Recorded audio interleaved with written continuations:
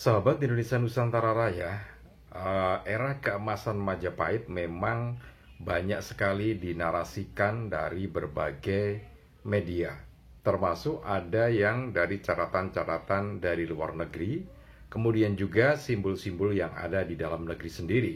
Nah, satu di antaranya, emas Majapahit, emas hijau Majapahit itu diambil di lokasi ini, yaitu Desa Candi Pariwetan, Dusun Candi Pariwetan, kemudian Desa Candi Pari dari Kecamatan Porong, Kabupaten Sidoarjo.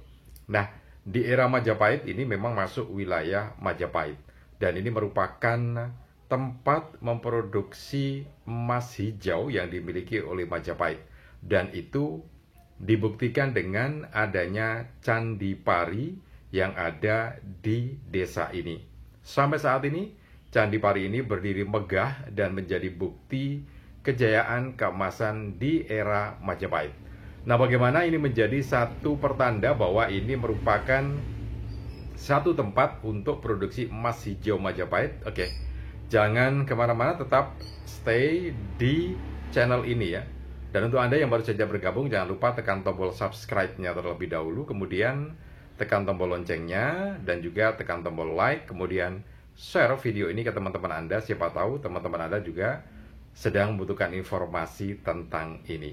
Baik, kita akan buka beberapa fakta tentang emas hijau Majapahit yang diproduksi di Dusun Candi Pariwetan, Desa Candi Pari, Kecamatan Porong, Kabupaten Sidoarjo ini. Baik, fakta yang pertama tentang adanya produksi emas hijau yang ada di wilayah ini, di Dusun Candi Pariwetan, Desa Candi Pari, Kecamatan Porong, Kabupaten Sidoarjo ini adalah berdirinya Candi Pari ini ya. Jadi Candi Pari ini memang dibangun di era Majapahit. Beberapa kondisi menunjukkan hal itu, termasuk diantaranya bahan dari Candi Pari ini yang terbuat dari batu bata merah.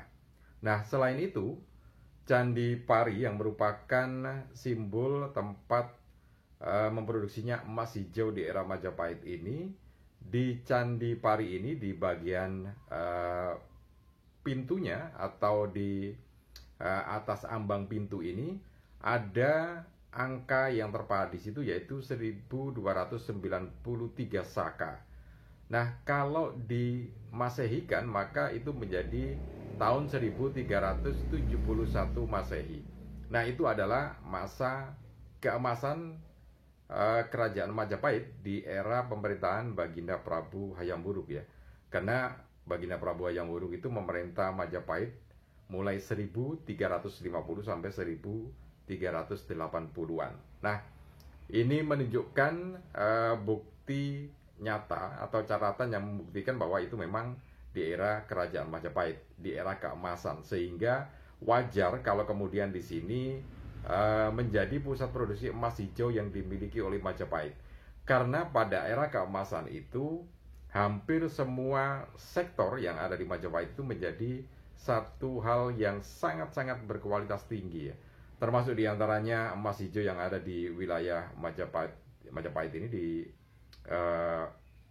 Sidoarjo, kemudian wilayah pelabuhan dermaga ini juga menjadi dermaga yang sangat-sangat ramai, dermaga emas ya, yaitu di Pelabuhan Canggu, kemudian Pelabuhan Bubat, dan juga Pelabuhan Terung. Nah, itu kalau diibaratkan sekarang itu ya persis dengan Tanjung Priok, kemudian Tanjung Perak Surabaya, atau dermaga emas yang ada di Semarang ya, Tanjung Emas. Nah, ini menjadi catatan tersendiri. Kemudian juga produksi pertanian juga sangat-sangat meningkat ya. Hal itu tertulis di Kitab Negara Kertagama ketika Baginda Prabu Hayam Wuruk melakukan perjalanan ke wilayah Probolinggo dan Lumajang ya. Di sana di Madakaripura sana, kemudian dicatat dalam Kitab Negara Kertagama ada 13 daerah yang memang dikhususkan untuk menanam tanaman khusus yang memang itu menjadi undang-undang di Majapahit, sehingga ini menjadi satu catatan tersendiri bahwa memang benar-benar diperhatikan sehingga benar-benar mencapai keemasan atau kemuliaan di era Majapahit itu. Termasuk diantaranya adalah di wilayah Candi Pari Wetan ini, yang ada Candi Pari itu seperti yang kita lihat, candinya ini adalah simbol dari masa keemasan Majapahit dan merupakan daerah yang memproduksi emas hijau. Itu fakta yang pertama. Sekarang kita ke fakta yang berikutnya. Fakta yang kedua terkait dengan produksi emas hijau yang ada di wilayah Candi Pariwetan di Kecamatan Porong, Kabupaten Sidoarjo ini. Begini, jadi kalau kita dari Timur Tengah melihat adanya emas hitam, yaitu produk dari minyak bumi dan turunannya, ini menjadi emas hitam ya, sebutan untuk produk minyak bumi dan turunannya. Kemudian kita menyebut secara internasional dari bisnis bahwa produk dari pertanian perkebunan ini disebut sebagai emas hijau. Ya, emas hitam, emas hijau ini merupakan satu produk yang memang benar-benar berkualitas tinggi, kemudian ya nilainya mungkin setara dengan emas karena memang kepentingan dan hajat hidup orang banyak yang sangat menginginkan itu. Minyak misalnya sangat diinginkan oleh masyarakat internasional. Kemudian hasil perkebunan, swasembada pangan juga sangat diminati oleh masyarakat internasional.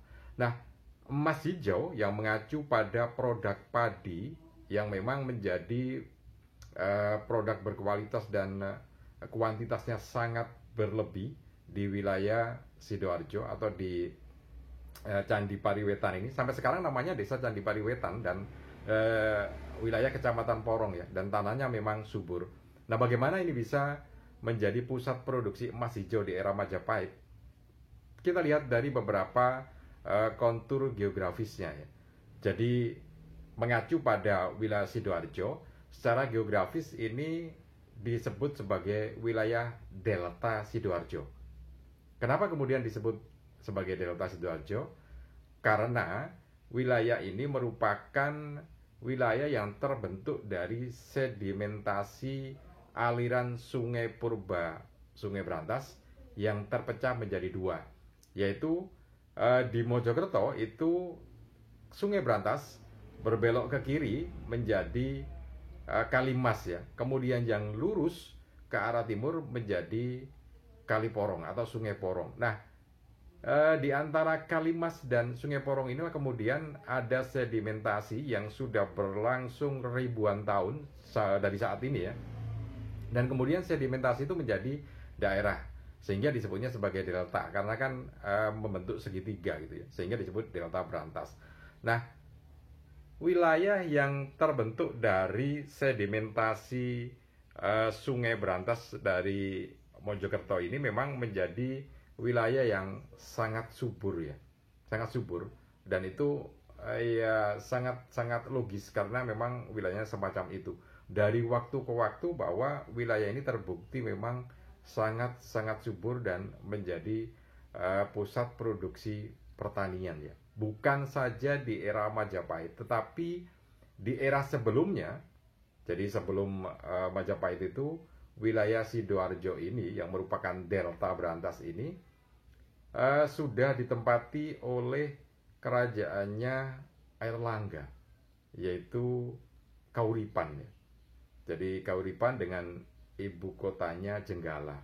Makanya kalau kita ke Sidoarjo itu ada bukti yang masih tertanam di sana, yaitu prasasti Kamalagian yang diterbitkan oleh Raja Airlangga. Kemudian kalau sekarang itu, kalau Anda ke kota Sidoarjo ada namanya flypass atau flyover jembatan layang Jenggolo ya.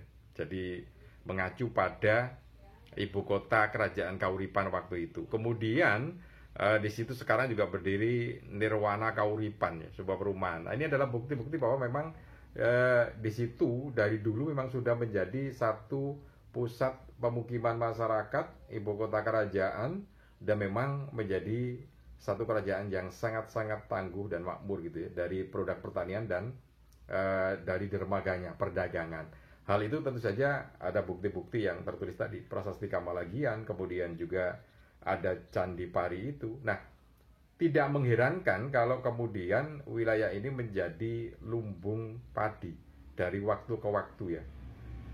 Makanya kalau di era Majapahit ini disebutkan bahwa ini merupakan satu tempat yang memberikan kontribusi besar terhadap terpenuhinya kebutuhan pangan Majapahit. Jadi Candi Pari, nah bentuknya seperti ini. Jadi wajar karena ini merupakan delta ya. Jadi kalau kita mengacu pada perbentukannya cabang Sungai Brantas dan Sungai Kalimas kemudian Sungai Porong itu adalah wilayah Tarik Sidoarjo. Ini merupakan wilayah tertinggi di delta Sidoarjo ya.